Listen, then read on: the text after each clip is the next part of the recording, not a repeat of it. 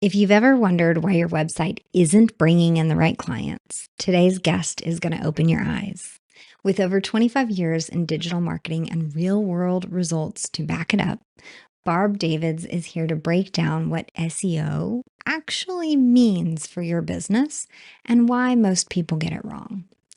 Barb is the founder of Compass Digital Strategies and host of the Small Business Sweet Spot podcast. She's worked with countless service providers, simplifying SEO into practical steps. Today, we dig into what really happens behind the scenes when you pay someone to do SEO, why backlinks matter, and how something as small as a meta description can change whether Google or even AI tools like ChatGPT surface your content to the right people. She also shares why formatting your podcast show notes into blog-style posts instead of dumping a transcript can make a major difference in discoverability. Barb's all about clarity, not fluff. She even put together a website power-up plan, which is a concrete, personalized set of steps to start optimizing your site immediately. Normally, it's just $99, but today you get a special discount code exclusively for listeners of this show. By the end of this conversation, you'll know exactly what changes to make on your website, how to repurpose your podcast content for maximum SEO impact, and how to start attracting the clients you actually want. You're listening to Podcasting for Financial Professionals, the show where smart advisors, planners, CPAs, and money experts learn how to use podcasting as their most powerful marketing tool. I'm Virginia Elder, podcast strategist and founder of Podcast Abundance. Since 2019, I've helped financial professionals stop wasting time on random marketing tactics and instead build a podcast that increases authority, expands reach, and consistently drives leads. Before we jump in, I've got something that will change the way you think about your podcast. The most important 30 seconds of your show happens right after someone hits play. And most hosts have no idea what to say, how to make an impact, or how to capture the right listener that quickly. That's why I created the Attraction Messaging Blueprint, your simple guide to crafting a strong trailer, a tight 30-second intro, and a clear outro that actually generates leads for your business. Grab yours today at podcastabundance.com/attraction messaging blueprint. Hey, Barb, thanks for joining me today. I'm really excited about doing this with you. Hey, Virginia, thanks for having me. I am so excited to share all the things. Yeah. So talk to me a little bit about Compass Digital Strategies and your core purpose, how you help, because I think there are some financial folks out there that might need some guidance with their website. So that's why you're on today. Yes, I started because I couldn't get answers myself. So I used to be in digital marketing in the corporate world, and I would hire out people like me. And it would just frustrate the heck out of me that they couldn't tell me what they were doing with the website so that I could, effectively tell my bosses what was going on and follow up with what was happening. Mm-hmm. It was very hush hush, very quiet. And I just felt like, okay, what am I paying you for? Yeah. Could you just tell me what is going on? Yeah. I need to be able to justify the cost. And so then at one time, it just sort of kind of came into my idea that I wanted to work anytime, anywhere. And so I decided to start my own business is the short story. And I was doing professional fitness photography for a little while. And so kind of all this kind of culminated at the same time. And I started looking into doing digital marketing for myself, for my photography business. And the funny thing is that I never really looked at it from that perspective before, that specific industry. And so I was looking around for information specifically, how do you do images? How do you do these other things?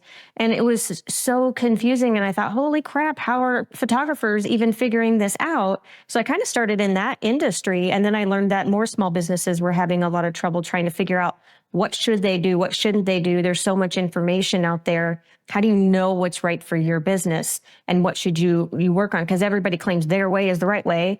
And so it just kind of snowballed from there. And now I'm just helping solopreneurs get more website visibility. Very cool. Yeah, I think this is super helpful, especially for those who aren't tied to their brokerage website. Like there are some professions where they're kind of stuck and those websites are so bad. So if you can possibly get an OBA situation, outside business activity going on, and you're able to do your podcast, able to market your own book, and able to offer services outside, let's say your advisory, or different, ideal client here is that maybe they're a bookkeeper, maybe they're a CPA, and they do have the freedom to create their own website and create their own design. But we're still always faced with that thing of like, okay, I know I want traffic because that's like the keyword, like website traffic. But if I hire an SEO person, like what are they actually doing? Like I don't see anything changing. Like I don't know what they're doing in the background. It is like this black box, like you described, of like you're paying maybe thousands a month. Like it could be very high. And maybe they're able to show you the chart that like, it's going up and you're getting more traction, but it feels very secretive and invisible. So could you give us just a few clues about what could be happening behind the scene? Like what should we be asking them to do or double checking that they're doing for us? Yes, I can totally tell you all of that. Okay. So let's start with price, because that's the biggest question that everybody has. How much should it be costing me? How much should I invest in SEO? And the first answer is it depends on how much budget you do have and how aggressive you want to be with SEO. So just like a lot of different services, it's going to range all the way from $50 a month, $5 an hour, whatever it may be for all of the services out there on all of the platforms, all the way up to $5,000, $10,000 a month. I think generally speaking, though, SEO is about making sure that your website is optimized. And it's also the same for AIO. So we do have to talk about that a little bit too, showing up in AI search results in Perplexity or ChatGPT. A lot of that is still the same as regular SEO. It really boils down to having great content, talking to the people in your audience and solving their problems. That's always, always, always what it comes back to. Now, there's things that you can do on your website to optimize it, to help Google find your website, because just having it there doesn't elicit it to be findable, basically, from Google. So you have to do certain things for all of the search engines to find you. And that's what they're doing typically when somebody says SEO. So the first part is they're going to make some adjustments on your website. And that means like the page titles and the page descriptions. So when you go type in financial advisor in Chicago or whatever on Google or in search results or whatnot, I guess I'll stick with Google for this one because they do look different. But on the Google one, there's the title and then there's a little description.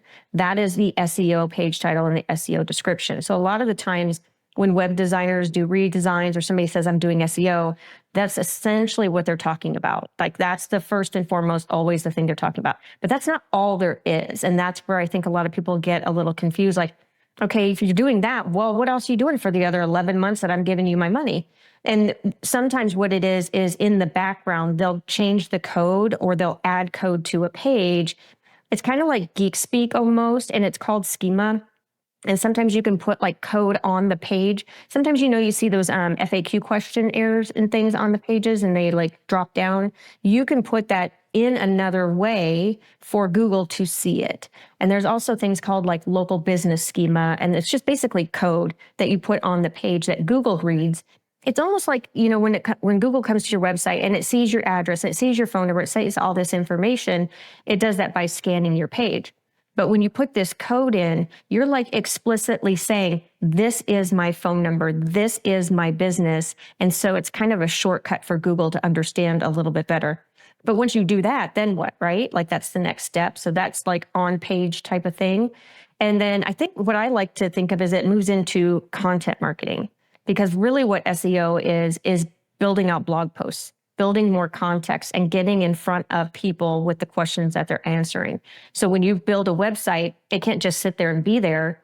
we have to answer questions that people have, like when they're going into Google, in order to come up when they're searching for us. Because there's so many people, like if you type in financial advisor, how does Google know to choose yours over somebody else's? And with that, that's a blog usually. Now, there's a lot of other factors that SEO uses, and that's like backlinks is one of them. You'll hear that probably a lot, where if you go to, let's say, a networking event and they talk about everybody that was there, and for some reason they want to link back to your website, that would be a backlink. And so the more of those that you get, it feels like more of a vote for your website, and Google really likes that. There's some shady things that we can talk about on the good and the bad of that as well. But essentially, that's SEO. So making sure that the messaging on your website is good. There's a lot of content on there that Google can find you, or the AIs can find you. And then what else was I just going to say about that? Oh, like the messaging itself. So the other part of SEO that people don't really maybe understand, it's not just about the traffic. It's about if they convert, right? I mean, you're putting all this money into the website. If they're coming to your website and they're not actually taking an action that you want them to take, then what's the point? So making sure that that copy on the page not only satisfies Google and says, hey, I know what I'm talking about, but it also helps when the user like comes to your website and they're like, whoa, this person, this is who I need to talk to. Yeah. Okay, cool. I love that quick, high level, easily to understand explanation. I think you helped us all out quite a bit there. So one of the questions that came to my head while you were sharing that is, you mentioned the content piece. Of course, that's what you're doing when you decide to launch a podcast, or let's say you started out blogging, or you're doing something to try to create some content because you're answering questions that people bring you constantly and you get tired of answering the same thing. And so, of course, the most efficient way to save yourself time there is to create a blog post, a podcast episode, a YouTube video, something where you can direct them to that. So as you are creating this content, you're getting these quote unquote votes for your site, which I like how you put it that way. Is there a frequency that is favored, or is there any kind of tip that you have that's like, how often should we be adding new stuff to our site? Hey there, quick sidebar to this episode. Most business owners jump into podcasting with a concept and maybe even a guest list, but zero plan or comfort with what they're going to say during their intro, outro, or trailer. And these are the most important segments for your podcast because they either hook your ideal listener or lose them fast. The Attraction Messaging Blueprint fixes that. Inside, you'll learn the 4 key components for writing a memorable intro, a snappy outro, and a powerful trailer episode. You get examples, space to draft and refine your scripts, and a final checklist so you don't miss a thing. If you want your podcast to stand out and actually generate leads for your business, this is where your strategy starts. Download it for free today at podcastabundance.com/attraction-messaging-blueprint. That is the second most asked question ever. So you're right on track. Yay!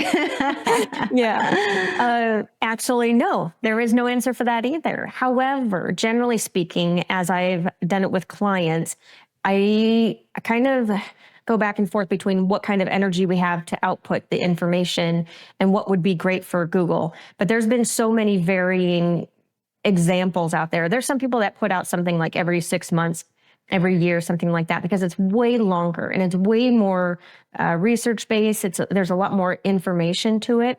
And then there's some people that put out things daily. Well, that's just a lot.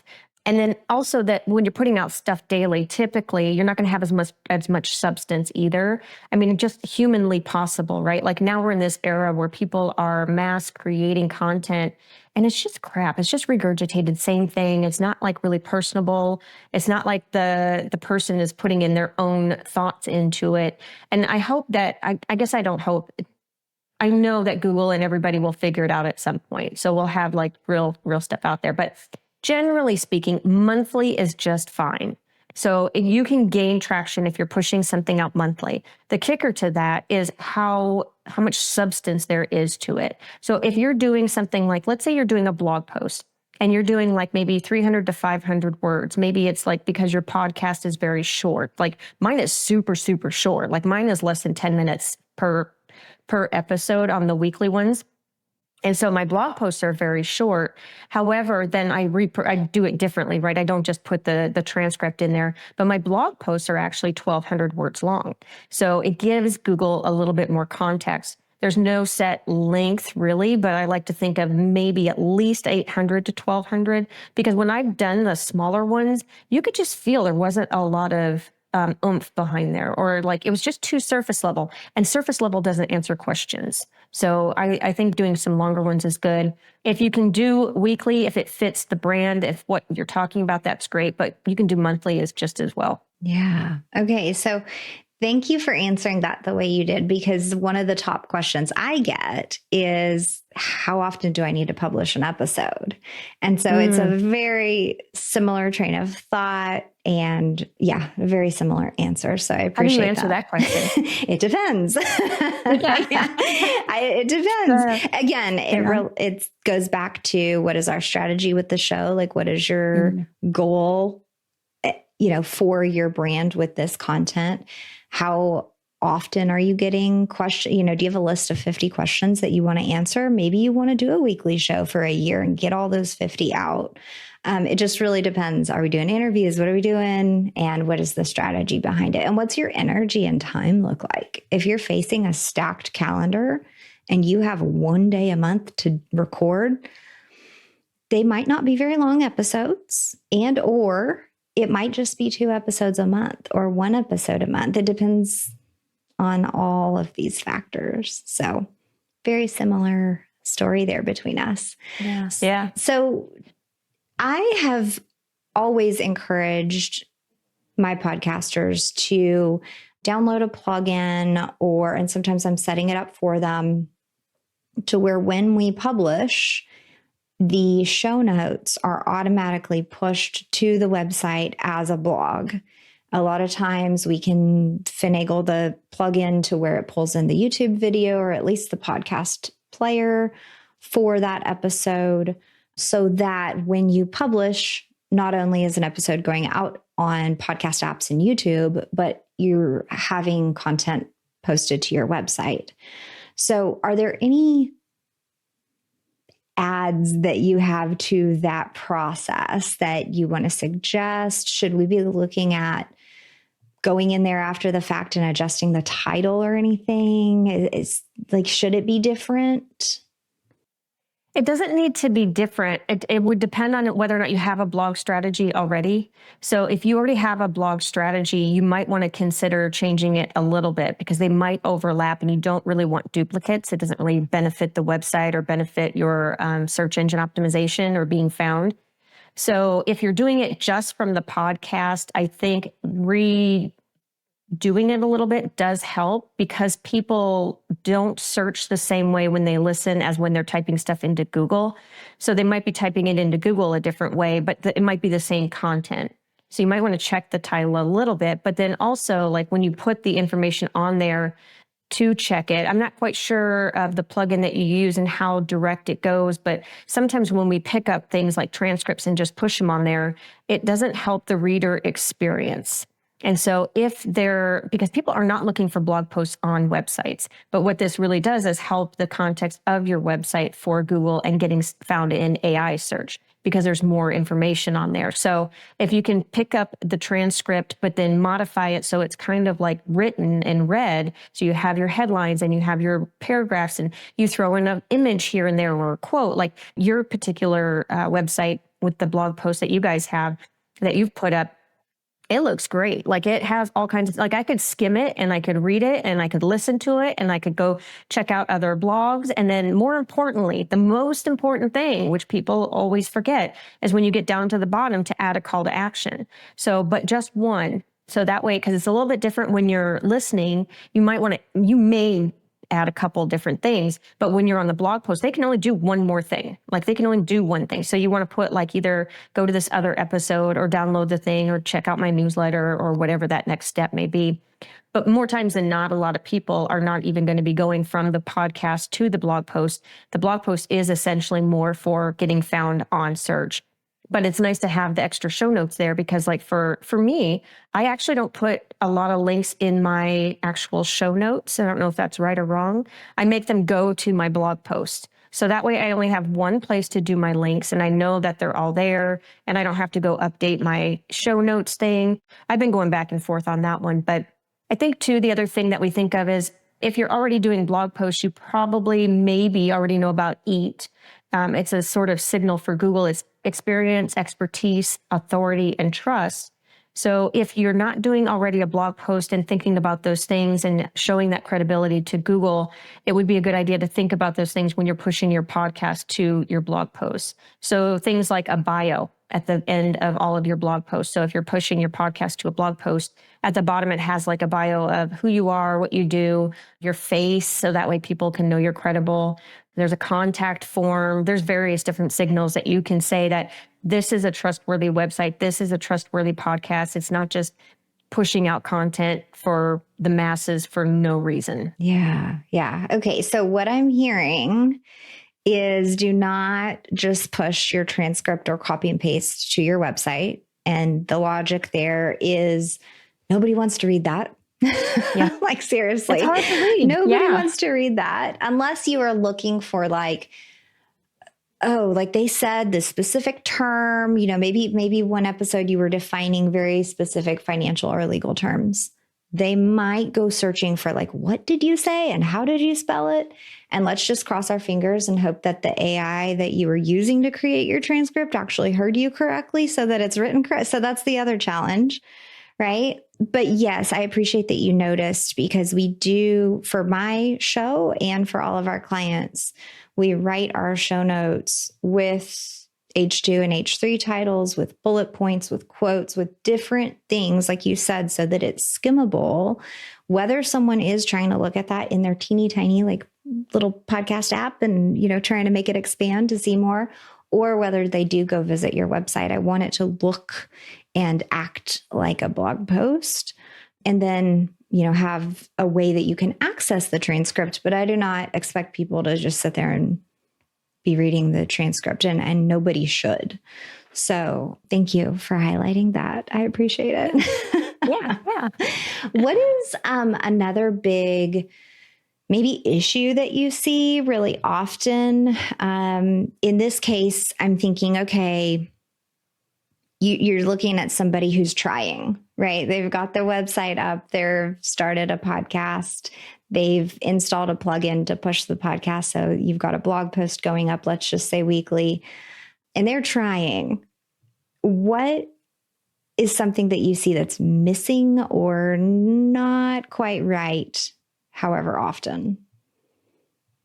I think probably after the no call to action, that's the biggest one for sure. And just the formatting. The other one is images and just the visual design of it. A lot of people will just push up like the cover art or something like that. And I think having some more in the blog post, and I could do a better job at this too. I'm not saying that mine are even perfect, so don't go look at mine. But but like sometimes if there's like an extra, like let's say you talk about something like I'm going to talk about journaling at some point.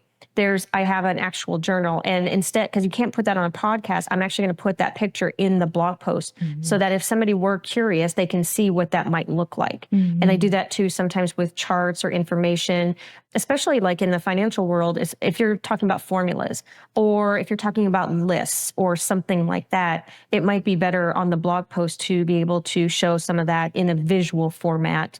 So that's something that you can add, because you can also add on the images, and it's called image alternative text. And that also does really well for SEO. It actually stands for, it's like image alt text. So like in the background, when you upload an image, you can add image alt text. And it's basically saying, if somebody couldn't see this image, how would you describe it? And it started because of accessibility readers. And so people who were having the things read out to them, all the things on the page, this is a blue background, this is a photo of so-and-so sitting on a beach, reading their journal, whatever, that tells them exactly what's in the image. But Google does use that image alt text to help it understand more context on the page. So if you also fill that out, that's a place that people could probably do more opportunity to optimize their website. Yeah. Yeah. So not only thinking about accessibility, which is perfect because I had Maxwell Ivy on recently, and he's known as the blind blogger, and he will help, look at your website and have his reader go through it. And he'll tell you, like, I don't know what this says. I don't know what this image is. I don't know. And, just from an accessibility standpoint, his services that he offers now, like, help you get your website to where blind people might actually be able to digest your content, which I think is really useful for the, potential aging client that we might have in the financial services industry. So I think that's really cool. So thank you. You're the second person now to emphasize how important that is. So I want to let you highlight, how do you specifically help people with their websites? In the short answer is I help them get more website visibility without doing paid ads. So I'm a firm believer in using organic methods, and I'm a firm believer in being able to do it in a way that doesn't take all of my mental capacity, basically. Because in the beginning, it was really hard for me to get out there. And even though I was kind of referring on referrals, basically, I was waiting for them to just come in.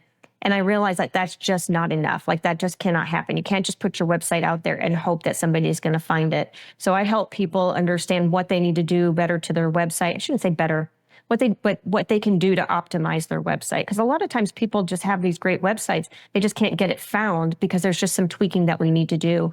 And a lot of times is with the blog post, making some adjustments to the blog post. I had an interior designer who had really great information. She was actually a writer, so it made it super easy. She didn't need to have another copywriter. But we just needed to tweak some things and add some words here and there to give it better context. Because like what you're thinking about is when somebody searches for a word, you want your website to come up. But if your website doesn't have those words, it's not going to come up.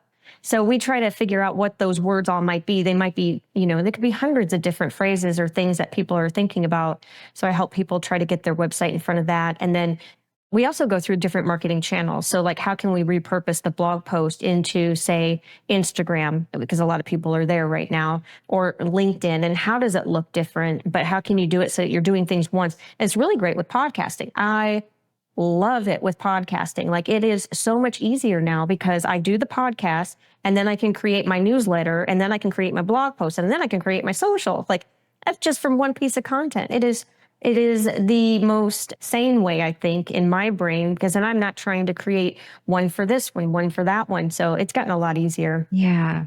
Would you mind taking us a little behind the scenes and sharing how you repurpose your show? And we can dive straight in and talk about your show even. But yeah, like, how do you do that?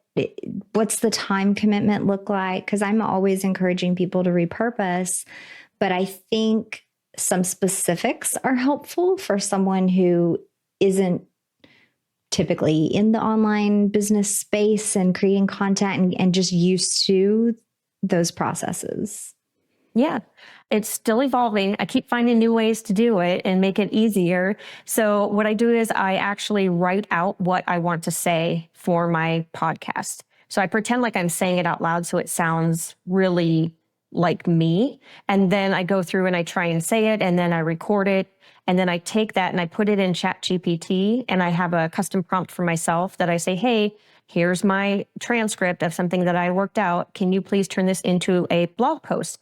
Now, I've already put in my brand blueprint, this thing that I have that I trained it on, that kind of thing. So it still tries to keep it in my tone. It's still not the greatest because it's my speaking voice and my written voice are way two different things. Like, they're just night and day. It's really funny. But so it takes it and creates a blog post for me. So people can just skim it. So then I create my blog post. I don't even title my podcast until I've sometimes I do it before, sometimes I do it after. I guess it depends on my mood. A lot depends on my mood too. It just depends. But so then I put my blog post together, and then I put the title in there, and then I put my short description that is also used for my show notes. So it's a quickie little thing. And then I put my helpful links for the podcast. So I start my podcast saying, hey, if there's anything mentioned in here, it's going to be at such and such a website, and here's where you can find them. And so those links, those handy links, are at the very top of my blog post. So if somebody comes to the blog post, they can get the information right away. And then it jumps into, maybe you would like to hear it, because more than likely they're probably coming from somewhere not from a blog post, even though they can go there. So then I say you can listen to it on Apple, you can listen to it on Spotify, and I embed the code in the page. And then that's the day after it goes and airs, by the way. It just says TBD until that day. And then at the bottom, there's the whole blog post. And then I have a wrap-up section that is completely different than my podcast. So when I end the podcast episode, it gives them a takeaway. Like, what should they take away from this episode? It might be an action item. It might be a thought item. It's not any particular one thing. And then at the bottom, I also have my digital marketing tool recommended, because I love tools. I'm a tool geek. I just love them. And then another recommended podcast episode to listen to, because I'm such a podcast junkie. I'm like, hey, here's another one that's really good. It might be personal. It might be business. It's just something that I had listened to in the week or two prior. And then I put those also in the show notes links. But that piece at the bottom of the blog post, it ties them into either another episode that they can go to the blog post of that's related, or it will come to a mini service of mine, or maybe my newsletter, whatever fits the content. Like, I don't make it be any one thing. It really depends on what the content is. And then I think that's it at the bottom. But then I take that description, and that's what I put in my show notes. And then in the show notes, I also have a couple of signature pieces that I say, hey, there's a couple mini services. There's a digital marketing network, like a couple links of my things that I put in there. Mm-hmm. And I just copy paste them, and I change a link. So I do all kinds of tracking links too, so that I can see when people are coming from YouTube, if it's up there. If people are coming from the podcast, they come to my website, I have a tracking link that can see which episode they came from. So it's really helpful to me to see what the popular ones are.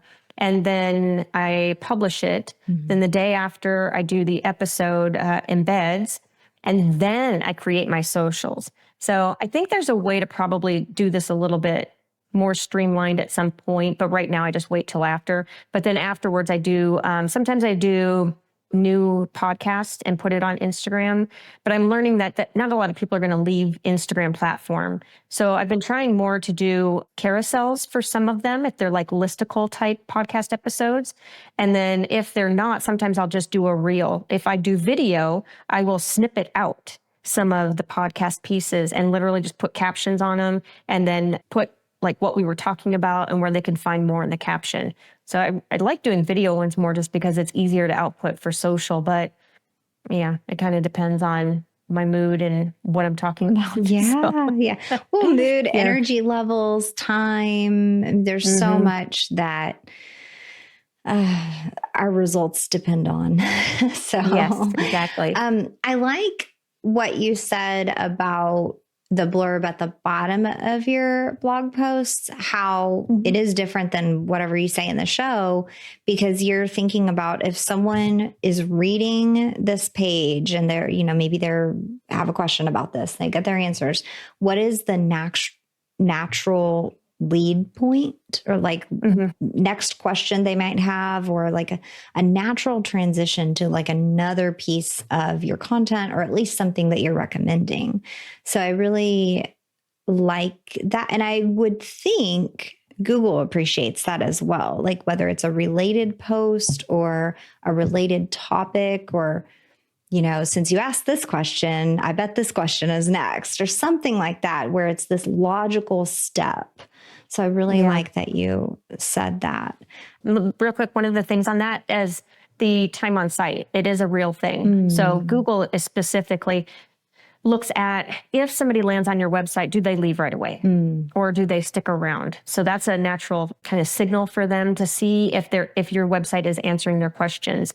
I don't think yet that the AI searches have really looked into that as much. I think it's still leaning towards how many people are recommending your website, with social mentions, with other website mentions, that kind of thing. And that may change someday. Like, for example, Gemini, I think, I can't remember now if that uses Bing index. Well, nobody optimizes for Bing SEO like Nobody's over there, but someday they might. And like Perplexity, they do a lot on like listicles, or they had it the last time I looked. So if there's a lot of articles out there that mention your name, then it's more likely that they will recommend you because you've been recommended by so many other people.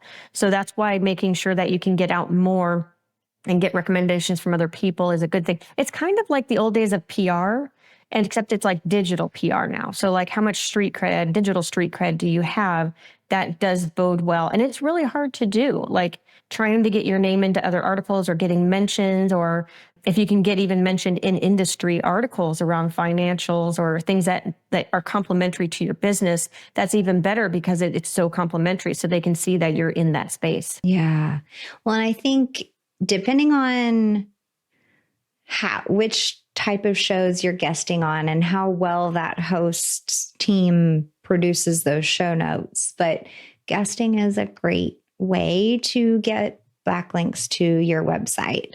And I was recently told by another like pro podcaster that he takes all of his guest spots that he's on and he asks them for the original recordings, and he will write his own show notes and edit up the episode. And he owns his own feed of all of these episodes that he's been on as a guest.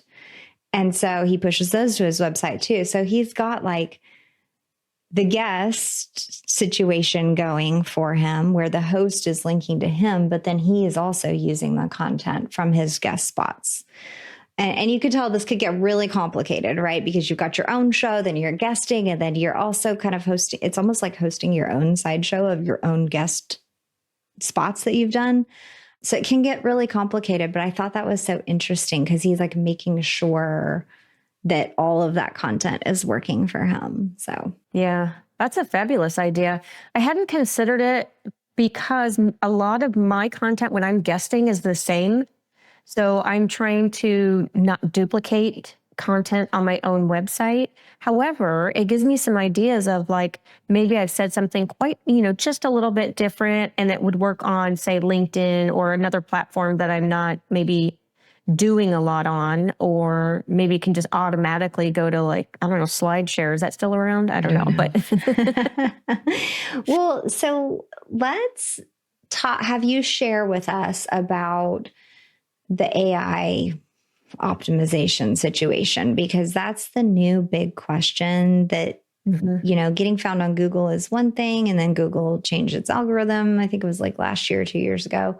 Then everybody felt bad about their traffic. And a lot of the, I know a lot of personal finance writers, and a lot of them have been out of work because Google's algorithm changed and a lot of the websites didn't favor the content that they were writing anymore. A lot of just big changes in the industry, but then now we have this AI storm that's happening.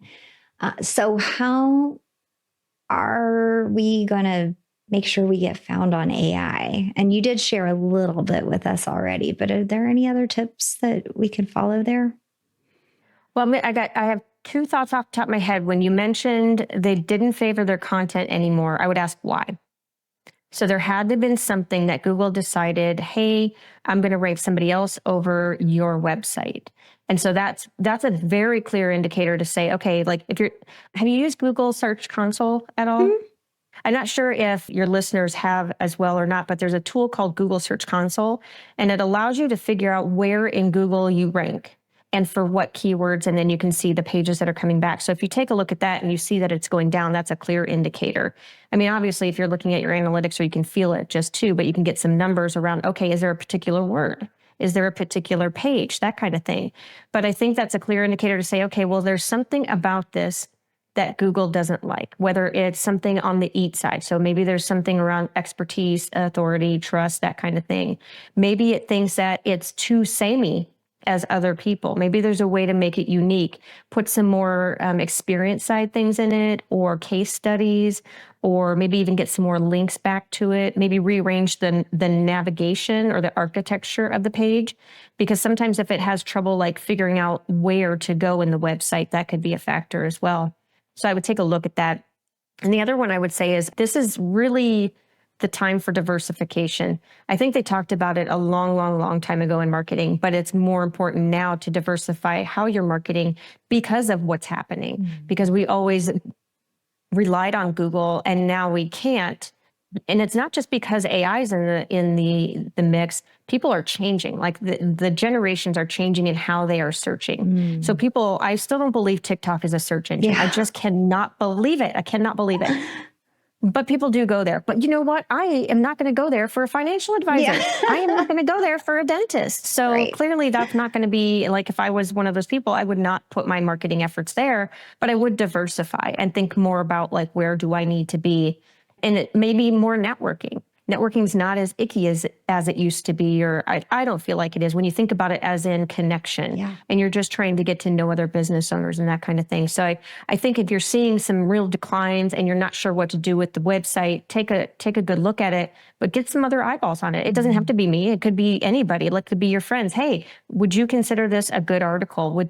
Would you get good advice from this? Does it feel helpful? That kind of thing. And then diversify. So think about all the different things you could do. If you don't have a newsletter, try that. The podcasting is one of I think the best things.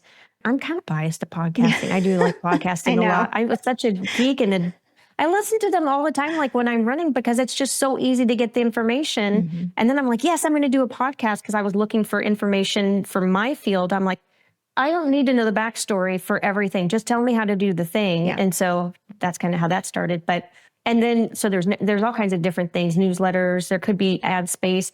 I don't like to do paid ads. However, it is a nice way to kind of supplement while you're thinking about how to do organically. So for example, some of my clients, we run paid ads, but then it turns out that they ended up having such a good ROI on them and getting a return on them. We kept them, but it's not the only thing we do. Like we work on doing collaborations, we work on working with different trade industries. So like maybe joining a chamber or maybe contributing to summits.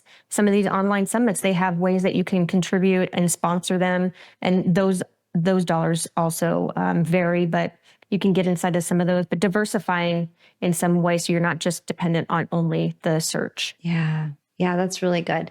Yeah, in this particular case, it was a lot of the large like finance websites. A lot of them are like spinoffs. Like Forbes had a bunch of like unaffiliated like spinoff websites where they would just have all kinds of content. And so you could get articles up there, but they were about, you could search that site for anything. And that news. That website started to be less favored because it was just like, it's not specific enough. Like you don't cover one topic, you cover 400. And so as those writers were employed for those types of sites, their work went away because management of those sites was not getting the traffic. And so of course people weren't clicking on their ads. So their revenue went down. So then they can't pay for the writers. And so it's a really unfortunate cycle that a lot of people are still stuck in. But with all that being said, if you are a financial service provider and you're looking for a writer and they are writing specific content for your site, for your financial services, that still works. It's Absolutely. just, it was kind of a good thing, honestly, that some of those larger sites were finally getting flagged for almost spam content. It's not quite, but just too many topics, too much variance. So it is still super powerful to have a writer, especially if you don't have the time to write for your own site. So just wanted to clarify that. You were going to tell us a little bit about AI and how to optimize, and maybe, I do want to get into your show. So if there's anything that you're doing or that you've talked about on an episode, feel free to just direct us there. But I think that's the biggest thing is like, how do I make sure that at some point I'm being found on ChatGPT, for example? It will start with the website and just having the blog with the varying information around the service that you provide in all of the different questions.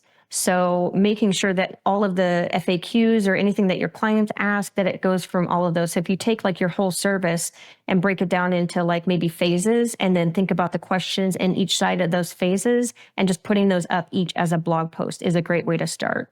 Because all of the AI searches out there, the Perplexity, the ChatGPT, they are getting their information from websites and or indexes such as Google, who uses websites. So everything comes from a website. So if you don't have a website, you're never going to get found there. Or if you don't have blog posts, that's the start of it. And then making sure that it just has really good information, and everybody goes, oh, well, what's helpful? Like, it's basically being you on there and not regurgitating the exact same thing as somebody else. So even if you have a frequently asked question that everybody's asking, you can still put that on your website, but put some specifics around a particular client. You don't have to name them, because obviously you can't for security reasons, but you can always put the context of what's happening for that particular client, because a lot of them will have a similar situation, and having that specific instance, that specific scenario really is helpful for someone else to see. And or maybe there's like a one-off case where, I'm not going to be able to pull one out of my head right away, but maybe there's a one-off case where somebody wanted to save money, but they couldn't for something, so they had to go this route. Like, talking about those instances really puts you as the expert or the authoritativeness for Google and for the AI searches. And then being able to get mentions is another big one right now. So if you can do either contributions to other articles, like with journalists, and there's a couple ways you can do that, but basically you're looking for opportunities to chime in for journalists to write about a topic. And then you give your authority, your perspective, and then they quote you, and then there's a link back to your website. So that's a really good one. The podcast guesting is another great one, because it's a link back to the website. Anytime you can write about things that people want to share, it just kind of goes back to that. People might have heard, make it shareable, make it be something that they want it to be about. Write about something that somebody else isn't talking about, and that people want to be like, oh my gosh, I cannot believe that's happening. I have to send this to somebody. Then that will get shared, and then the more links you'll get back to the website. So if you do traditional SEO and do what you need to for your visitors, that is the core piece of also getting found in some of the AI search engines. Okay, cool. So that really helps unpack the comment you said earlier about like regular SEO kind of is AIO. So it's, so far, yeah. So far at the time of recording, folks. Big asterisk over my head here. Like, this is as of today. Yeah. Because things are changing so quickly. And I think that's a lot of the almost like internal angst that a lot of us are feeling. Like, as a business owner, you're already stretched multiple different ways, managing team, managing client projects, whatever it is, also creating content and trying your best to batch and do different strategies to make it not feel like another hamster wheel. And then we've got this like very fast moving AI situation happening. So it's just adds to the potential like online business stress that we feel. So that's the challenge that's going on. I want to give you a little bit of the floor on your podcast here. I'm looking at some of your episode titles, and they just feel so actionable. And I love that. And I do see you do a lot of solo episodes, which aligns with, hey, you're the business owner, you're offering these services. So you want to be the authority, and you want to be the one answering these questions like we've talked about with SEO. But if you would share a little bit about the show and maybe about your strategy behind it, just so that we could maybe copy and tweak what you're doing for our own businesses. Yeah, absolutely. It's called the Small Business Sweet Spot. And it's basically finding the sweet spot of our small businesses. So I've been going through a lot of personal self-therapy, if you will, or a lot of self-thinking, self-reflection over the past couple of years. And it was starting before I even started the podcast, but I really enjoy listening to podcasts so much, and other people sharing their information around personal life, around business life, because as a solopreneur, like, they kind of intertwine quite a bit. Yeah. And so my strategy was to provide information not only around digital marketing to make it a little bit more doable or seem less overwhelming or less, that's why I do the single episodes in a more, there you go, there's your information. Like you don't need to get through a whole hour of somebody eating their, I don't know, their sandwich, whatever it is these days. And then the other ones where the bonus episodes come in is featuring other businesses that can help us improve, whether that be a yoga teacher or a podcaster or just all kinds of various things around our business that are complementary to digital marketing and or personal enhancement. Mm-hmm. And so when I first started, it was really funny because I didn't know what I was doing. And I was trying to prep and over prepare. And I made it way harder than it needed to be. Everybody's like, you need to do this, you need to do that. And then I thought, oh, I'm getting analysis or like the what is it, decision paralysis or something like that. Analysis paralysis, decision fatigue. Frozen, all of those things. Yeah. And so finally I just did it and I thought, well, whatever, like it's just going to be what it is. And I can feel a difference even now that I've done it for a year and a half. It'll be 2 years in October.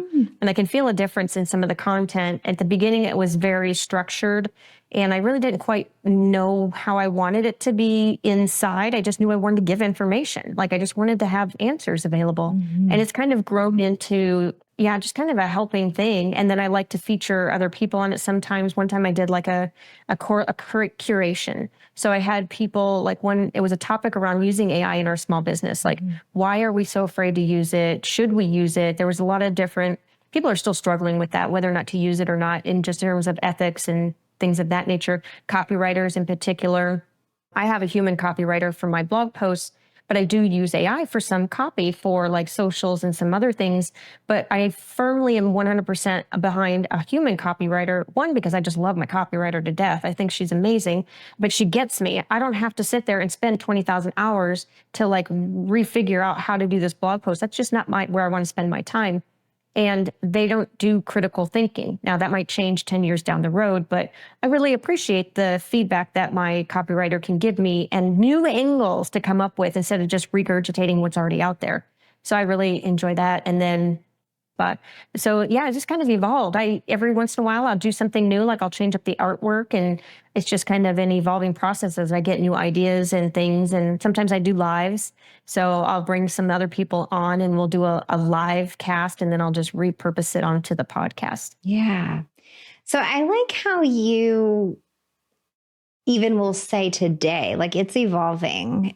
Sometimes I do this and I've tried that. And I sound different now, 2 years in. Congratulations, by the way, than I did when I first started. So how did you get comfortable with that?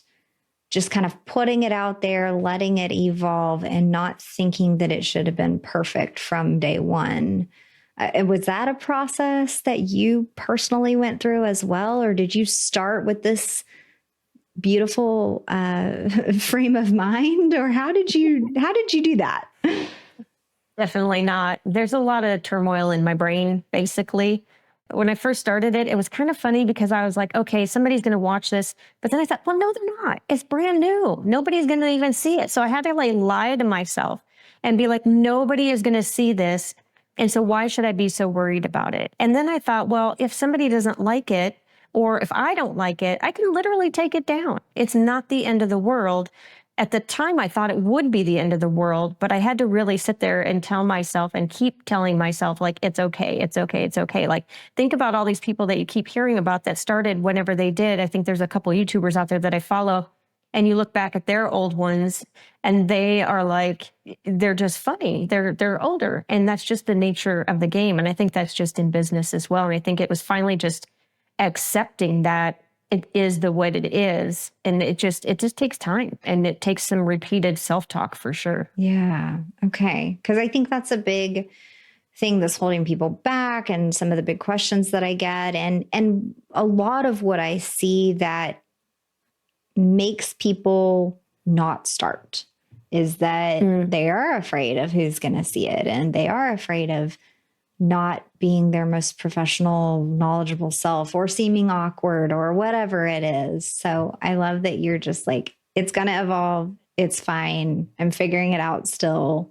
And you're 2 years in. So I think that's a great little like testimony to the podcast personal growth process. Yeah. So if it does feel like I would say like if there's like anxiousness, I think that's one thing that I didn't when you were talking about like what's holding you back.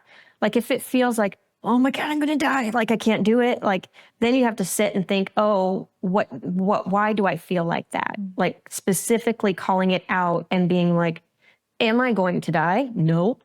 But is it because of this or that? And I think if you keep questioning what you're feeling, that really helps to get it out as well, because then you'll finally see, oh, it probably boils down to self-worth or shame, which was my case, which is a lot of cases for people. There's a lot of shame and a lot of self-worth issues.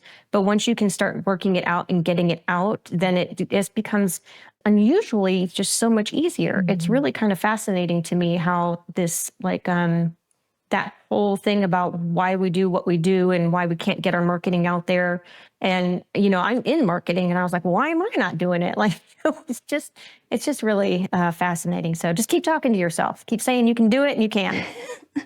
I agree. And a lot of times when you're afraid of something, it kind of comes down to that worthiness question. And then you just have to like, am I not worthy to be on camera? Am I not worthy enough and good enough to record this? Like, should I really just take a back seat and let someone else be the voice on this subject? Like, probably not.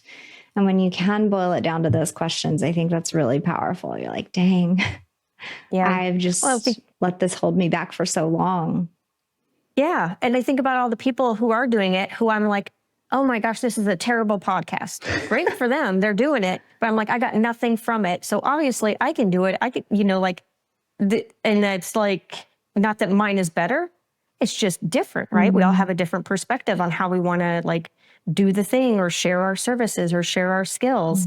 And I think that if you can see that there's so many different people doing it in so many different ways, that your way is also allowed to be out there. Yeah. Yeah. I love that.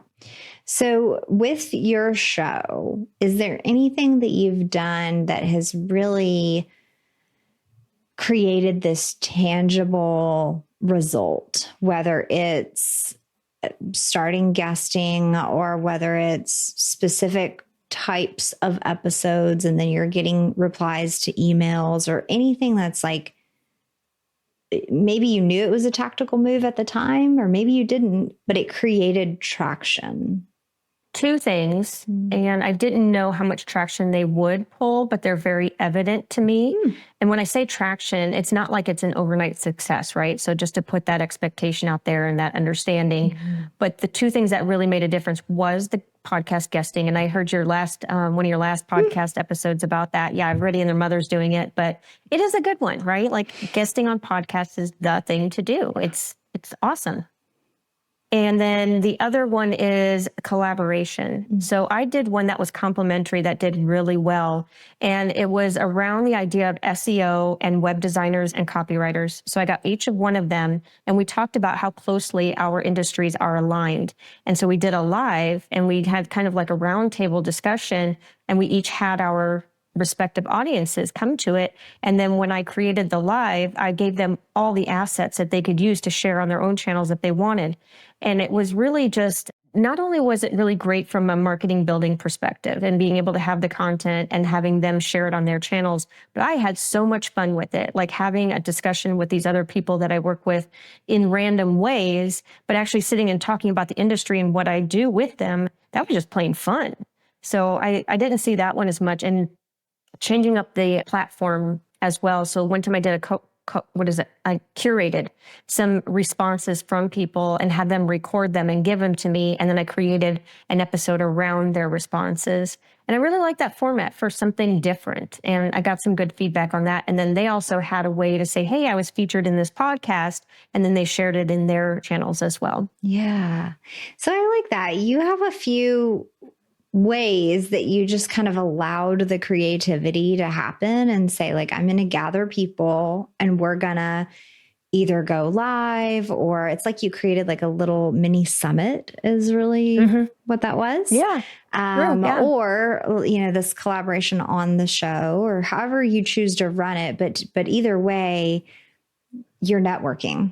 right? Mhm. So I think that's such an important piece to remember is like, how can you feature other people? How can you align with like parallel services, service providers that you know and like that you would recommend? I think that's awesome. That is a great way to kind of create traction in our business. And more, I think we're always looking for like, what's the trick? What's the behind the scenes button that I didn't know was there? And the longer I'm here, I am constantly reminded that there's really actually not a trick. And it's more about that network and nurturing that network of fellow service providers, collaborators, people at conference, like wherever you find them, but working on that network, I think is where we really find traction in our business. I want to hear a little about your website power up plan. This seems very accessible and awesome. And I want to give you a chance to share about it because I think it's really, really useful. Thank you. I appreciate that. I think it's useful. I created it. I wanted a way for people to be able to work with me if they wanted to in a way that didn't feel like they had to do like a 6-month program or 12-month. I think there's is it a stigma? I'm not sure what the word is, but I think there's some sort of weird expectation out there that when you do SEO, you have to work with somebody for so many months and do all the things. And I just wanted it to be so much simpler and to show people that they could see what they can do on their website. So what I did was I created a website power up plan. It's a mini service. It's a one-time thing. It's basically, it's like 3 or 4 pages, but we have like a sort of call and a form that you fill out. And I give 3 actionable things to do to your website. And it is specific to your website because I even ask about revenue and how many you close as you make, because there's a way to track back the amount of traffic that you get from organic all the way to the sale. And so that way you can see what potential you have for revenue in your website if you showed up for certain search terms. And so the 3 things that I provide in the Power Up Plan are meant to be probably not core foundational stuff. It's probably going to be things that are going to move a little bit faster or have a little bit more impact sooner than later so that you can see some of these things. Because sometimes it does take time. It's not an overnight thing. And I think that's what becomes frustrating with SEO and website visibility. So the Power Up Plan is meant to give you just 3 takeaways, boom, boom, boom. And then there's ways that we can, of course, at the end, you can either choose to do it with me or you can go and do these on your own. So I give you the actual how to do it, maybe not the explicit steps that I would necessarily do, but you're able to go on your own and do it. Like I don't believe in strong holding or whatever the word is, gatekeeping information. So like you can just go do it. So we have the like a 2 or 3 hour call too, so that if you have questions and want to know more, you can certainly get those answers for yourself. So it's a really good, I think, power up plan. And it kind of gives you another set of eyeballs too for your website. It's $99. However, we did talk about this. We're going to give everybody a code. It's at FinPro, so FINPRO. And then for the next, at the time of when this episode drops in 30 days, that you can get 25% off of that. So it's just really, I think it's really worth it. And it's like one time. So you're not like, stuck in a contract, or you're not stuck into so many months. And if nothing else, you get some insight into your website and why it might not be showing up. Yeah. I think that is amazing. It's a really low lift for us that might be buying it. And then we get calls with you. So I think that's a great way for us to like get to know you, see if we like you. And then maybe we can see some traction here and, decide to work further with you. So I think that's an awesome strategy as far as a business owner offering like a low lift service. And then that might lead to more services. But I think it's also a great way for us to just get a little bit of SEO help for our site and see how bad is it really? Usually not that bad. Yeah. Thank you so much, Barb. I really appreciate this. And I do want to encourage everybody to check out the website Power Up Plan. There will be links in the show notes. The code is in the show notes, just in case you forget it. And Barb, where else should we find and follow you? Are you active on LinkedIn? I think you are. Where should we check you out? Yep. I guess the easiest way is just to hop over to Small Business Sweet Spot, the other podcast. I have that. And then I'm active on Instagram, sometimes LinkedIn. It's been a little bit different lately, just knowing that, reevaluating my marketing channels. So more on Instagram at Compass Digital Strategies. And then, of course, there's my website, compassdigitalstrategies.com.